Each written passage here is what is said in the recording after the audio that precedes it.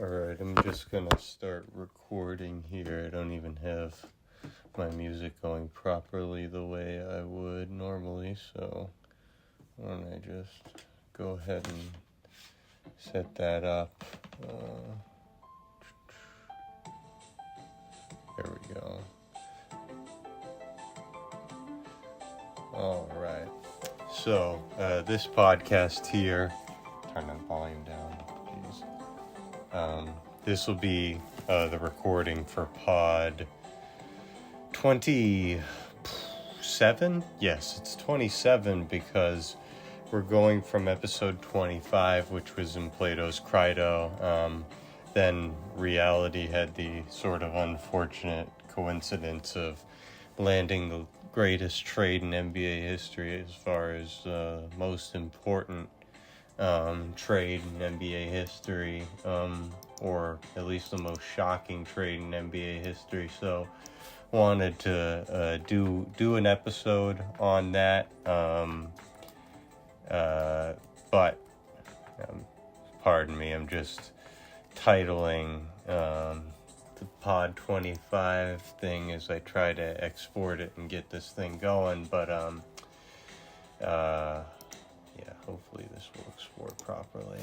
But now that I frankly remember the point at which I left off in Crito, we can pick up back there with the close reads and make sure that we haven't missed any important points. So I said actually on my re-record though that I was going to start again from 49, so that makes a good amount of sense. So as I said though in the first recording of this, what we're going to get into here is Socrates essentially explaining why it's better to suffer an injustice than to do an injustice to somebody else, therefore explaining why he will essentially allow the Athenians to do something that I think he's aware is a manifest injustice, but he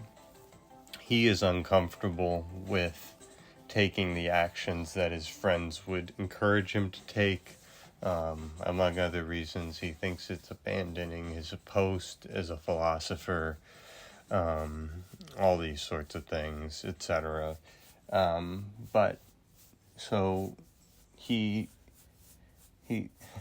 right, just to reintroduce, because I have a little note in 48E where I say LOL after Socrates said, if you can't persuade me, be a good fellow and stop telling me the same thing over and over, that I should leave here against the will of the Athenians. So,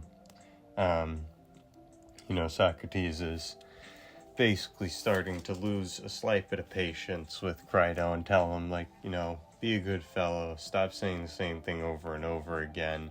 I think it's very important that I act in this matter having persuaded you rather than against your will. So consider then starting point of our inquiry to see if you find it adequately formulated and try to answer my questions as you really think best. So Crito says, I'll certainly try. Socrates says, do we say that one should never do injustice intentionally? Or may injustice be done in some circumstances but not in others? Is doing injustice never good or fine, as we have often agreed in the past, or have all these arguments been discarded during these last few days? Can you and I at our age, Crito, have spent so long in serious discussion with one another without realizing that we ourselves were no better than a pair of children? Or is it what we used to say, true above all else, that whether the majority of people agree or not, and whether we must suffer still worse things than at present, or ones that are easier to bear, it's true all the same, that doing injustice in any circumstance is bad and shameful for the one who does it? Is that what we say or not? So here to chew on this paragraph of 49A through B.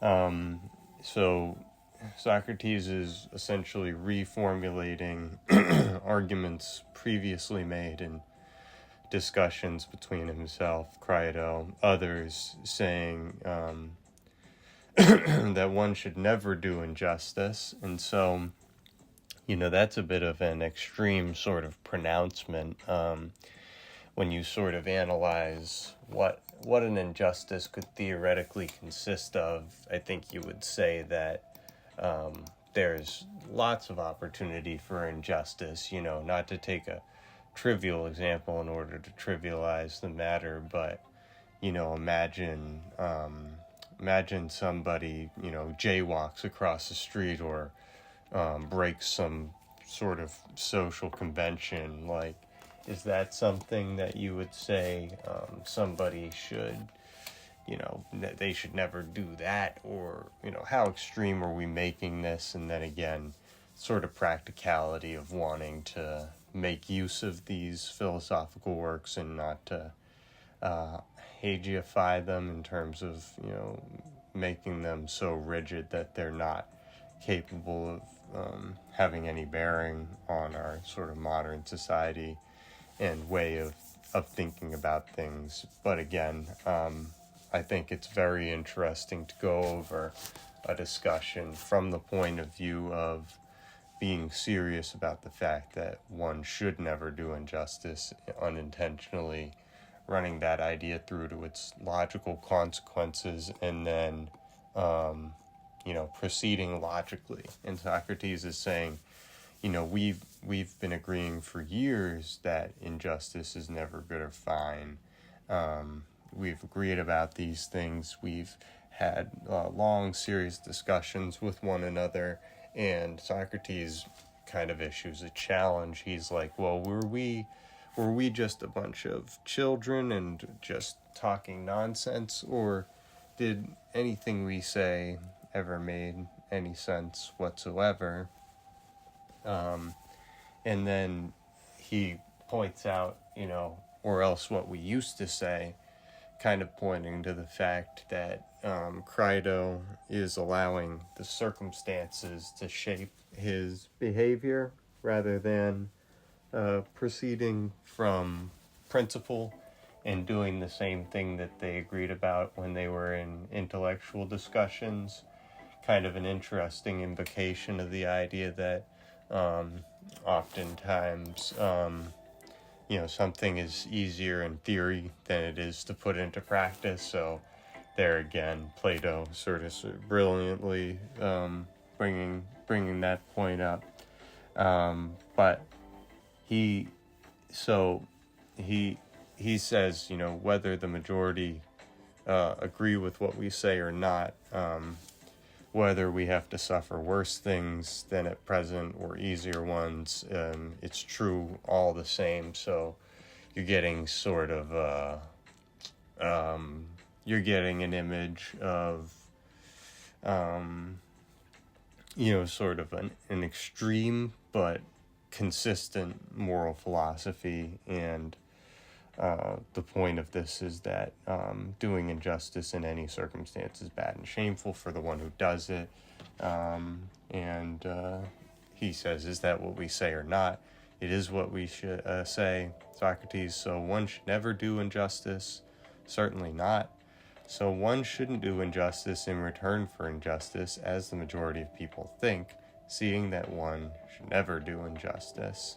So, again, this is Socrates sort of hammering the point home that a lot of people, I think, would agree with a sort of general premise that one ought not do injustice, but the reality of the matter is that, people, we know it's a common understanding that the majority think that you should return injustice for injustice, and whether that's sort of an eye for an eye sort of allusion to that sort of idea. It's probably not a direct allusion to the Bible and the formulation of that principle as such, but similar ideas of returning injustice for injustice, returning evil for evil, etc. And so it's just, interesting that this is again a countercultural idea. It's atypical. It's not the easy answer to the question. However, there's something interesting about the fact that there's the dichotomy of it's not intuitive in the sense that it's not the thing that people are naturally drawn to, right? The majority is drawn to this retributive justice sort of model. And, Socrates is not, drawn to this, so he's clearly going in a slightly different direction. But then when he gives his reasons for why he wants to go in this direction, it becomes very clear that there's a lot of moral force behind his argument, and that moral force has to, in some sense, be intuitive to some degree. Otherwise, it's the Meno problem again. How would you recognize knowledge when you came across it, sort of idea. So there's that, and Socrates says, well then, should one do wrong or not? Certainly not, Socrates. Well, what about when someone does wrong in return for having suffered wrongdoing? Is that just as the majority of people think, or not just? It is not just at all. No, for there's no difference, I take it, between doing wrong and doing injustice. So, interesting point that somebody else or Socrates himself may have had a discussion at some point about quibbling between the difference between doing wrong and doing injustice, but he sort of conflates those, and then you could sort of say then on that account that's an indication that then doing bad things is essentially unjust. What that refers to is essentially that not all just things are going to be good, but all unjust things are bad. There's different formulations of it where you can basically separate something and be like, well, it's a bad thing, but it's also the right thing to do, therefore it's good even though it involves bad. But that's too complicated. I'm not going to waste too much time on that because Socrates is making his argument here. So he says, well, what about when someone does wrong in return for having suffered wrongdoing? Is that just as the majority of people think, or not just? Is not just at all. No, for there's no difference, I take it, between doing wrong and doing injustice. That's right.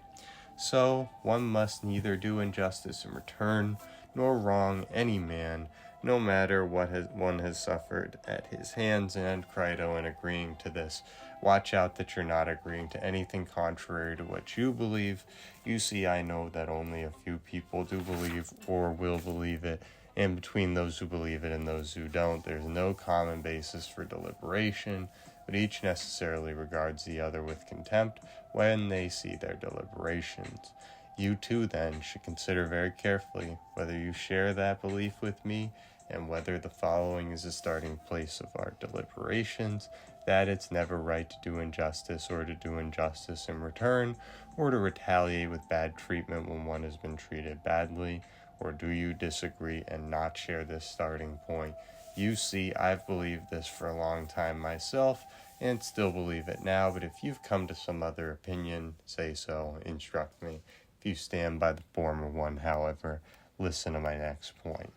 So, to chew on that paragraph a bit, again, no injustice, no returning wrongs to anybody, or no wronging anybody, no matter what they've suffered at your hands. Now, somebody who's being a little bit of a nag about this could say, well, Socrates, when you were standing on a battlefield with a sword or a spear or whatever the frig it was, and you're sticking it in some Spartan or wherever their ally was, and you were fighting at Potidea and all these different places, if you were doing all that, tell me this then, my good man. what's the difference between hurting somebody and doing injustice? Essentially, you're going to have to make some sort of distinction between either it's my fellows are over here and I treat them this way, and then all rules are off when it comes to the barbarians or the people I'm fighting. That's problematic, right? We can see that that's problematic. And then, there are things like this where just because we give Socrates such a, we put him such a high place in sort of the pantheon of reasoning, doesn't mean we need to foolishly think that everything he says is literally accurate. And certainly I think that there are better or worse arguments, and that in a certain way Crito's not doing a good job here, in the sense of he's going to let this argument go, and basically because he lets this argument go without contesting it, he hasn't done enough to really drag the issue out to say, like, no, what I was saying before is still accurate, that you're actually doing us a wrong by deciding, not to come with us when it's possible to do so. But then again, and again, to draw the sort of comparisons between Socrates and in Jesus a bit, this idea of not returning wrongs for wrongs done. Clearly, there's an idea, sort of, if not commonly held, there's some idea that they're both tapping into that sort of a Platonic idea right there. So that may be not fair to Jesus, but we're just going to roll with it. But I think everybody understands, though, that it's a very natural impulse to say, doing injustice or doing bad things to somebody, or to retaliate with bad treatment when one has been treated badly. Well, that makes sense. But then Socrates is saying, well, when you actually think about it, it actually doesn't make sense. And then when you do that sort of thing, it tends to make everybody worse around you. So in a lot of ways, it's seemingly just, it's bad all around. And so this is why somebody like him, who's of, like I said, fairly rigorous logical thinking, I don't think he was such a pacifist in particular that he was gonna, not be willing to go to war, because he was, and unless you're gonna make some sort of convoluted argument to the extent that, Socrates was playing defense all the time and only saving people and never harming people. I just don't believe that's true, unless you want to put him in that sort of the role of whoever that medic was who saved a bajillion people in World War I, I think it was, and he was played by Andrew Garfield in that movie a few years ago. It was a pretty decent movie, a little cheesy, but unless you're gonna really paint Socrates in that light, and again, I don't think there's any evidence to suggest that you can coherently argue there's evidence for the fact that he never did offense, in terms of, he never, like, if you're fighting, you have to assume he's in action, he saved Alcibiades, all these things, it's just so doubtful that he's a complete pacifist. So, but again, very interesting what he says. So, Crito unfortunately says, yes, I do stand by it and share it with you, so go on. Socrates, then I'll state the next point, or rather ask a question. So that is sort of Platonic method. I'll state the next point, or rather ask a question. Kind of telling on himself, funny. But should one do the things one has agreed with someone to do, provided they are just, or should one cheat? One should do them. Then consider what follows. If we leave this place without having persuaded the city, are we treating some people badly, and those whom we should least of all treat in that way, or not? Are we standing by agreements that are just or not? And Crito here kind of makes a good point. He says, I can't understand, or can't answer your question, Socrates, since I don't understand it. So, to repeat Socrates' questions, he said, should we do what we've agreed to do or cheat? Says we should do them. If we leave this place without having persuaded the city, are we treating some people badly? And those whom we should treat least of all in that way, are we standing by agreements that are just or not? So, when Crito says he doesn't understand, Socrates says, well, look at it this way. Suppose we were about to run away from here, or whatever we'd be doing should be called. And suppose the laws and the city community came and confronted us and said, tell us, Socrates, what do you intend to do?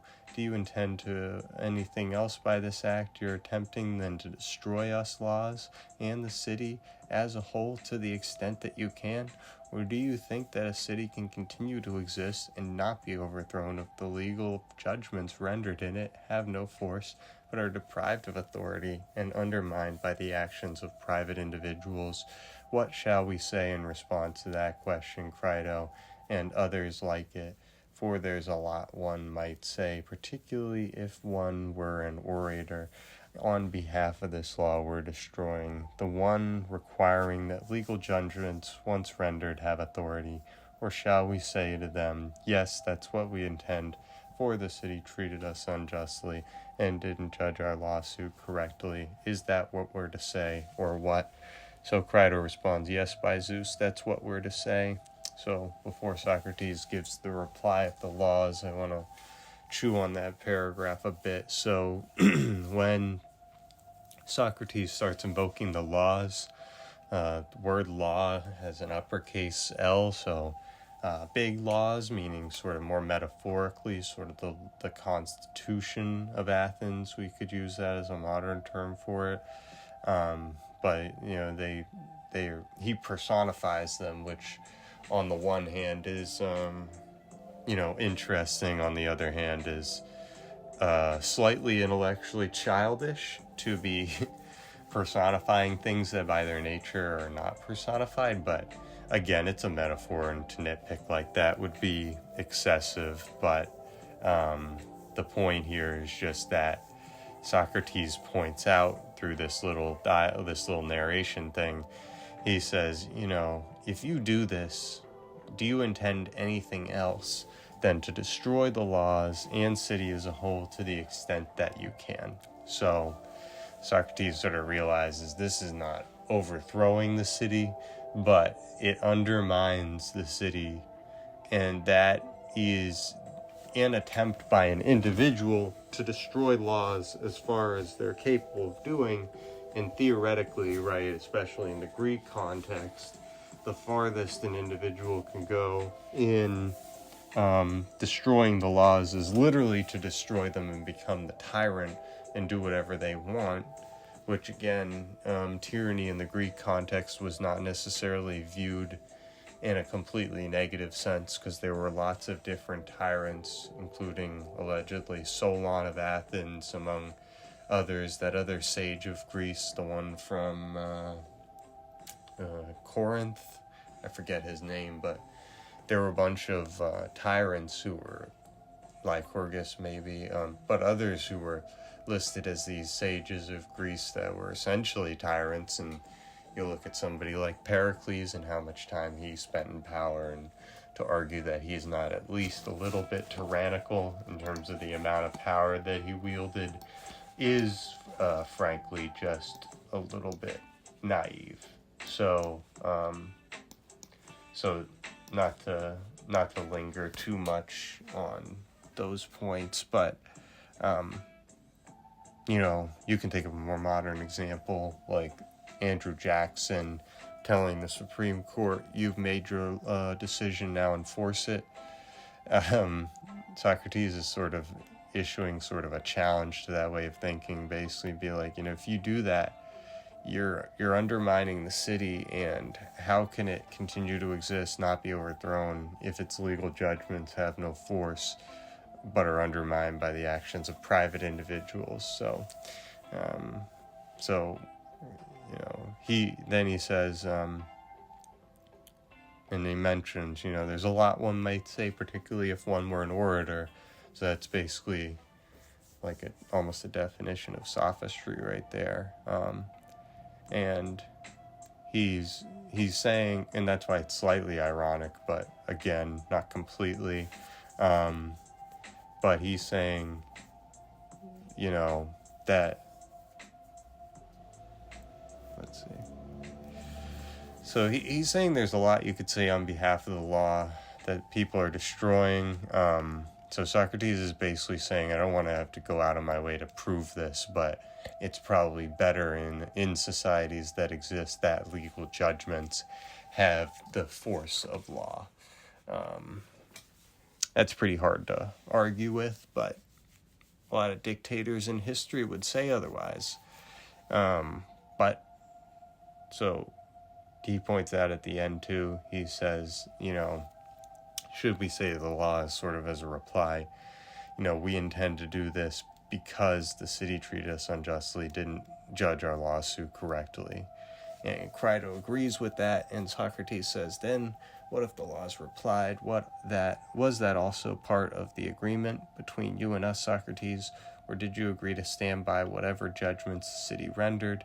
Then, if we were surprised at the words, perhaps they might say, don't be surprised at what we're saying, Socrates, but answer us, since you're so accustomed to using the question and answer method. Come now, what charge have you to bring against the city and ourselves that you should try to destroy us? In the first place, wasn't it we who gave you birth? Wasn't it through us that your father married your mother and produced you? Tell us, do you have some complaint against the correctness of those laws concerned with marriage? No, I have no reply, I'd reply. Or no complaint, I'd reply. Well then, what about the laws dealing with the bringing up and educating of children, under which you were educated yourself? Didn't those laws of us who regulate that area prescribe correctly when we ordered your father to educate you in the arts and physical training? They prescribe correctly, I'd reply. Good. Then since you were born, brought up, and educated, can you deny first that you are our offspring and slave, both yourself and your ancestors? And if that's so, do you think that's what's just is based on an equality between you and us? That whatever we try to do to you, it's just for you to do to us in return? As regards you and your father, or you and your master, if you happen to have one, what's just isn't based on equality, and so you don't return whatever treatment you receive, answering back when you're criticized, or striking back when you're struck, or doing many other such things as regards you and your fatherland and its laws. Then are these things permitted? If we try to destroy you, believing it to be just, will you then try to destroy us laws in your fatherland to the extent that you can? And will you claim that you're acting justly in doing so? You, the man who really cares about virtue? Or are you so wise that it has escaped your notice that your fatherland is more worthy of honor than your mother and father and all your other ancestors, that it is to be more revered and more sacred, and is held in greater esteem both among the gods and among those human beings who have any sense, that you must treat your fatherland with piety, submitting to it and placating it more than you would your own father when it is angry, that you must either persuade it or else do whatever it commands, that you must mind your behavior and undergo whatever treatment it prescribes for you, whether a beating or imprisonment, if it leads you to war, to be wounded or killed, that's what you must do.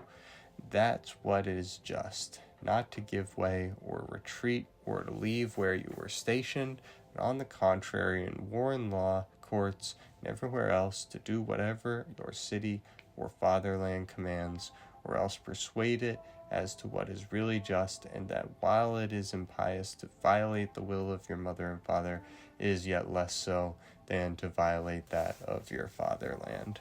What are we to say to that, Crito? Are the laws telling the truth or not? And Crito responds, unfortunately, yes, I think they are. So, I think we're gonna see how long we're doing. think we're probably gonna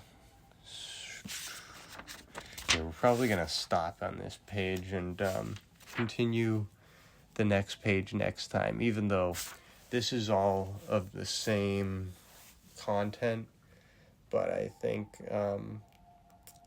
on this one we would be well served to chew on that last page, because I let that thing kind of roll through and didn't do much analysis. So part of what he says Socrates does, and again he's doing so much talking in third person for the laws to both of them in sort of a chastising, patronizing, almost father talking to child sort of way, and he's kind of explicit about that metaphor. But he talks about after, legal judgments once rendered have authority that's necessary, etc.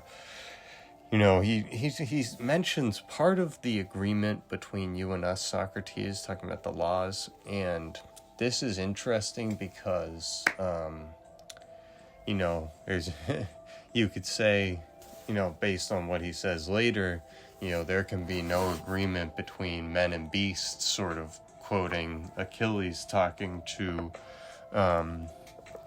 Hector after he's delivered the mortal wound, and Hector basically asks him, he's like, well, will you just, deliver my body back to Troy after getting your ransom and your this, that, and the other? And Achilles tells him, he's like, no, like, dead ass dog, I want to eat your fucking corpse for breakfast. Like, I'm kind of pissed off at you.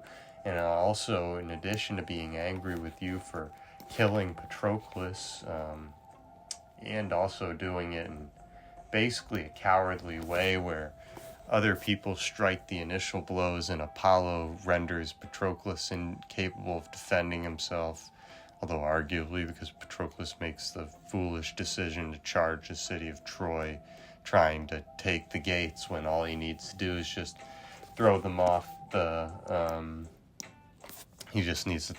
ships, and Achilles will have what he wants, but he goes beyond what Achilles wants and tries to take Achilles' glory, but then Patroclus will die, and yada yada yada. So that's just, we're talking, and I'm getting a little bit sidetracked here because, to get back to it a little bit, talking about an agreement between you and us, Socrates, like, what agreement is there? I mean, if you look at ancient Athenian society and what he says shortly thereafter, he doesn't have much choice in the matter. It's not a matter of equality. It's a matter of he says it's analogous to piety. You fall in line, you placate the city, you do what it says. If it says to stand here, you stand there. If it tells you to go to war, you go to war. You do all of these things because something greater than yourself is essentially telling you to do so. But then also, when we talk about this mention of an agreement, this will be one of the sort of early examples of a sort of proto-form of a social contract theory, where there is a implicit or explicit social contract between the members of the society, and that it implies certain moral considerations. And so Socrates, through the laws, basically says, isn't it part of the agreement that you stand by whatever judgments the city renders? And then points out, don't be surprised at what we're saying. So this is where, kind of like when Socrates gets real serious, like I was mentioning in the Apology, where he starts either making his prophecies or starting to otherwise make clear that he's getting a little more serious and not trying to be ironic. The laws and what they say in this passage they're almost brutal in what they say, and they're not something that I guess you would consider from a modern political philosophy standpoint that would hold much water. That if the laws tell you to do something, that you have to do them. you would sort of question the justice of those laws and basically make a distinction between the laws that exist and perhaps either the laws that should exist or the laws as they ought to exist, and then, pointing out that just because something is a law doesn't mean that it ought to be a law. But then to continue, and you can see it's like, since you're so accustomed to using question and answer, so I think Socrates, when he gets serious, gets a little judgmental, and he's like, oh, look at me, like, I'm so fancy, I ask the questions and I answer them, blah, blah, blah, like, kind of pointing out that is, to some degree, sort of problematic. But then again, in this section here, is kind of uncharacteristic of Plato, at least when we're talking about some of the earlier dialogues, which this is one of them. The earlier dialogues tend to be more back and forth dialogue in style. Later dialogues and works like the Republic, they are more clearly essay in form, which, to dive into that real quick, that's kind of the difference between Plato and Aristotle as far as their scholarly method is concerned, that we don't seem to have any treatises from Plato, or we don't have treatises from him, unless you want to consider Timaeus or something like that a treatise, but there's not a lot of things where you can say it's just him giving his opinion. It's always in the dialogue form, whereas the extant materials that we have for Aristotle, they're either his lecture notes and he didn't mean for them to be public, or they are the thing that was meant to be public, and Aristotle was trying to take philosophy in a different direction than Plato by going to a more, I don't want to use the, not materialistic, but empirical style of thinking, and to basically to get more scientific about it, to get a little more concrete, to essentially not do what Plato does, which sort of the rhetorical tactic of having a dialogue is that there's a lot of back and forth, but ultimately there's one person who's primarily speaking, one person that's answering. The answering person is usually contributing, so they can take the discussion in certain directions, but ultimately the discussion is being directed by the person asking the questions. And so when you go to the trouble of asking the questions, you could criticize Plato and say, hey buddy, you don't need to stop every time you have a different sort of statement with a potential truth value. Like, I don't need you to have the interlocutor tell me that they know or they understand, they agree. It's like, just proceed on point to point to point, because arguably you doing that sort of thing is really a divergence, and it's sort of a delaying tactic to avoid what would happen if all these ideas were just kind of lined up and it's like, oh yeah, that's just my idea. It's not a question I'm asking, etc., etc., etc. But then, so the laws then say, what charge have you to bring against the city and ourselves, that you should try to destroy us? And they point out first, they said, we gave you birth.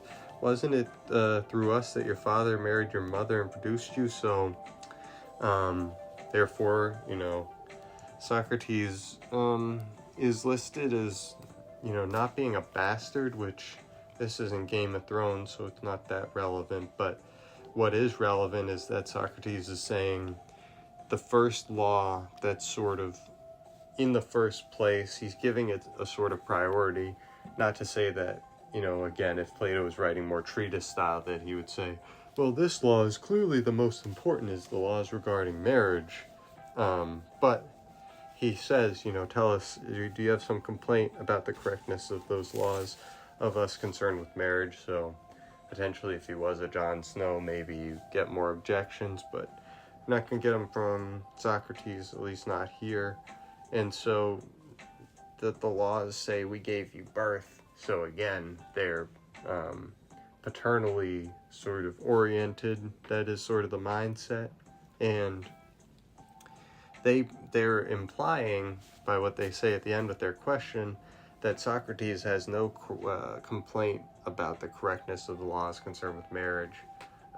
Socrates is married himself, has children, so when he says, no, I have no complaint, that's how he replies. And the laws reply to him, say, what about the laws dealing with the bringing up and educating of children under which you educated yourself? So here is what I think he would definitely say is what Plato would say is the priority for the laws. It has to do with education.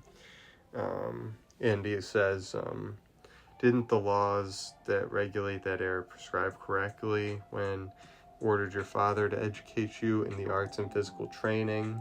So, again, sort of pointing out that, the laws, they say you need to learn your Homer, you need to be equipped in the arts and physical training. So arguably we don't do the physical training aspect of education at all anymore. And, the arts is sort of a broad term. But Socrates says, those things are prescribed correctly, and you can see later in the Republic that he certainly views these things as very important, that the various arts and physical training are indeed necessary for the correct upbringing of somebody. Alright, sorry about that pause. Had to come back to pod 26 after eating a couple grapes because it's mid-afternoon and I haven't even eaten lunch yet, and I'm gonna work out, so I'm a little bit low on blood sugar, I think, but that's okay because we're talking about philosophy. So again though, after talking about the laws concerning marriage, laws concerning education, bringing up children under which you were educated yourself, were those prescribed correctly? They were.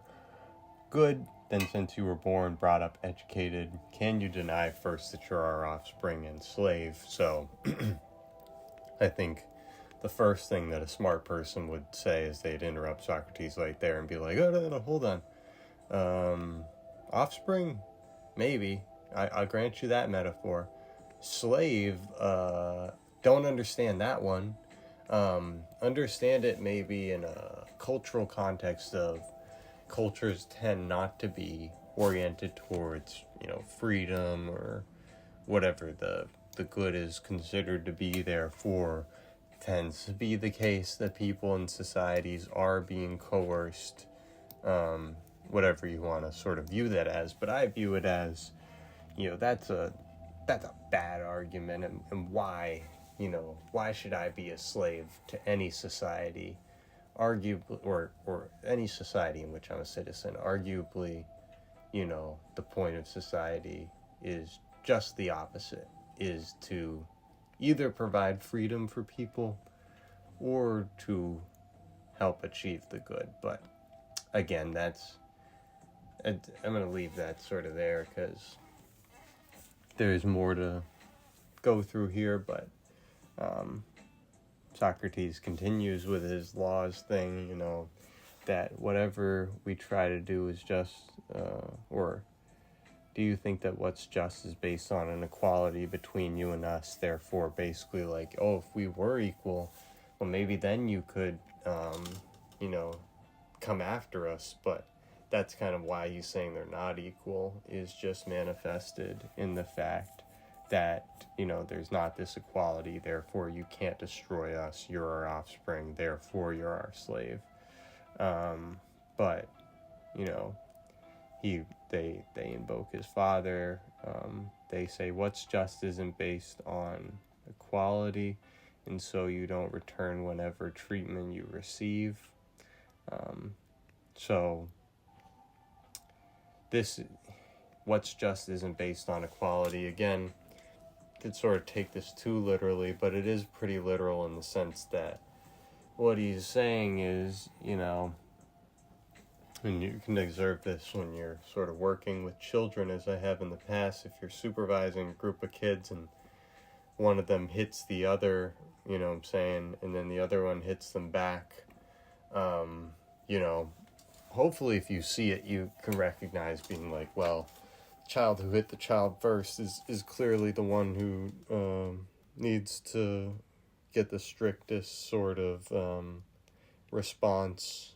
But it's also true that the one who hits them back has also done something that's going to be at least viewed as bad, if it's not bad in itself. And again, I think the common experience of people wanting to sort of take revenge, taking it, and then regretting it afterwards, I don't think it's that hard to argue that taking revenge is somewhat inherently irrational.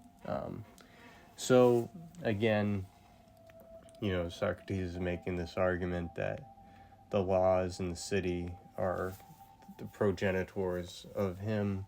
Therefore, you treat your fatherland with piety, submit to it, placate it more than you would your father. When it's angry, you must persuade it, or else do whatever it commands.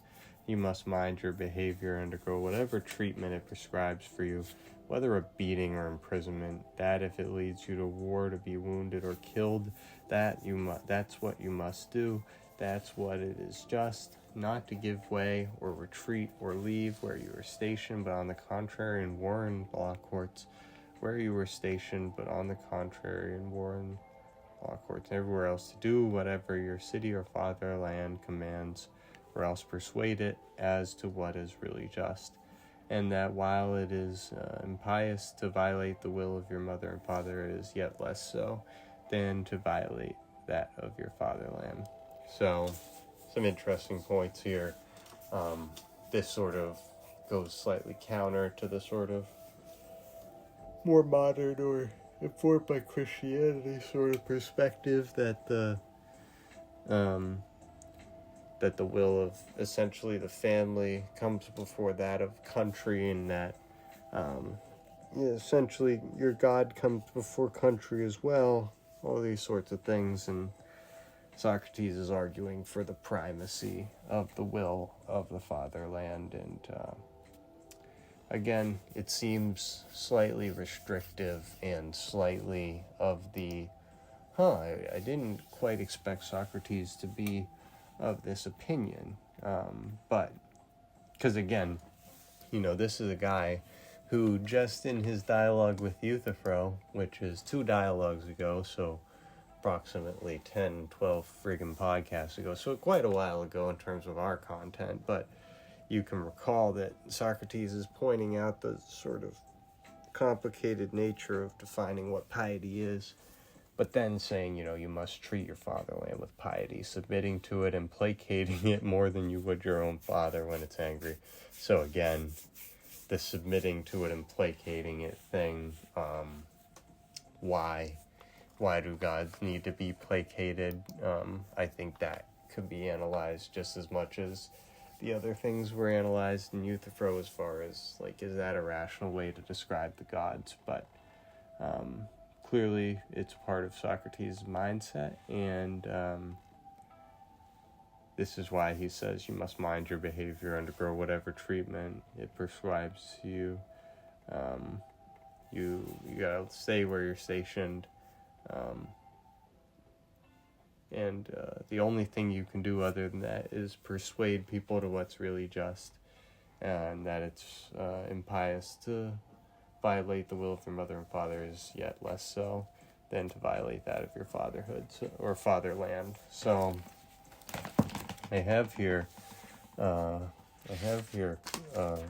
little annotation in the margins next to the big paragraph where he goes through the offspring and slaves acting justly in doing so. Will you claim you're acting justly in doing so? The man who really cares about virtue Or are you so wise as escape your notice? Your fatherland is more worthy of honor than your mother and father, all your ancestors. So I have here, it says, perhaps the state, by taking away your life, resources, is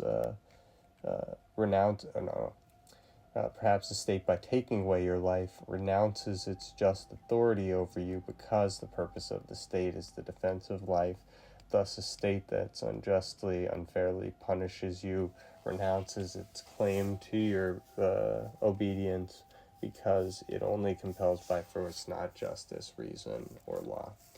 So that's just like a sort of reply that I guess I would give if I was in dialogue with Socrates, to say, well, you're saying that it's unjust to do this, but think about it from this perspective. If the purpose of the state is to preserve your life, then essentially, if that's its purpose, then once it fails to do that for you, it has sort of renounced its authority over you, in the sense that the only authority it can have anymore is the authority of force. It doesn't have any moral authority over you. And so we'll get into this with the Republic, this idea of might versus right, and the ways that Plato wants to set up a society that's seemingly more oriented towards the right as opposed to might. But then again, I think we can see that at least somewhere in these works, whether it's Plato injecting ideas in, or the original Socrates himself, there's a lot of reason to think that Socrates had a lot of traditional ideas, treat your fatherland with piety, submit to it, placate it more than you would your own father when angry. And this is why I refer to this dialogue, crito, as one of the real emphasis on political philosophy dialogues, is just in this section where Socrates embodies the laws.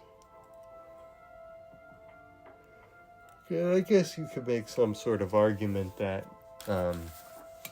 he's basically screwing around with crito, and he's saying something ironic that he doesn't believe about society, and he's ultimately more skeptical about that. But I think that what's more likely here is that Socrates really does adhere more so to the opinion that there really isn't any equality to speak of between the city and its citizens. Therefore, like, my place is to accept the judgment of my fellows and to not move once they've kind of set me in my place.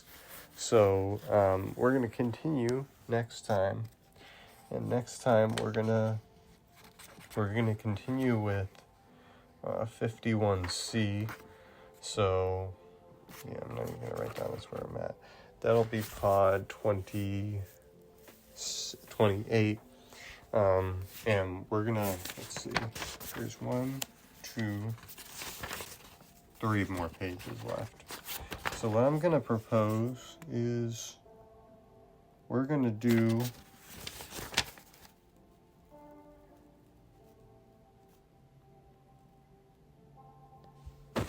Actually, yeah, we're going to do the next 3 pages in one sitting. So that's how it's going to be. And yeah, so this podcast is re-recorded. So thanks. Be back next time.